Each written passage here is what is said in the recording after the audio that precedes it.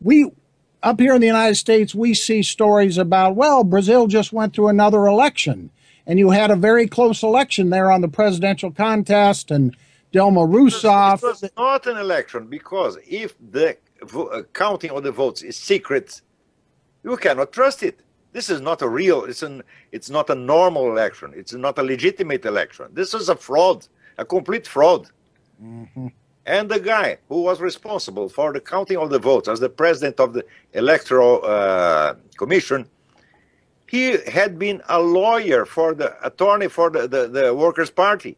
He worked for the Workers' Party for years. Mm-hmm.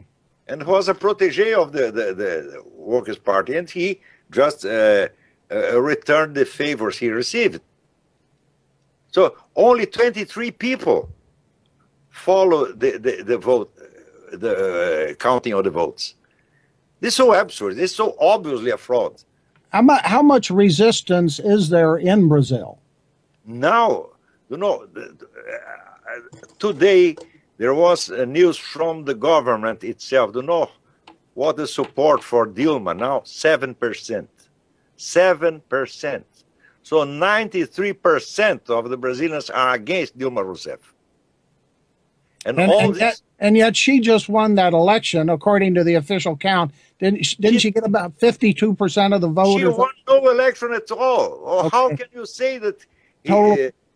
How can we accept a secret counting of votes? Totally fraudulent. Total fraudulent. Yeah. We can never accept this. An election has to have transparency. Everybody has to have access to the counting of the votes and verify it, and then we accept, well, you won. We count the votes and you won. That's okay. But we cannot count the votes. We cannot even see the votes. And the machines are programmed not to be audited. They cannot be audited. Mm-hmm. So it's useless to count the votes now, because only the votes that are registered in the machines, only final results are there. These are the Smartmatic machines? Smartmatic machines, yeah. That it was is corruption that is destroying the Worker Party's system in Brazil.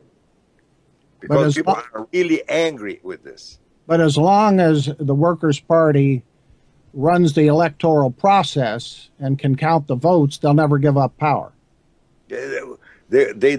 I believe they'll never give up. They have to be toppled by a direct popular intervention. I don't believe very much in a military intervention, but I believe in popular intervention.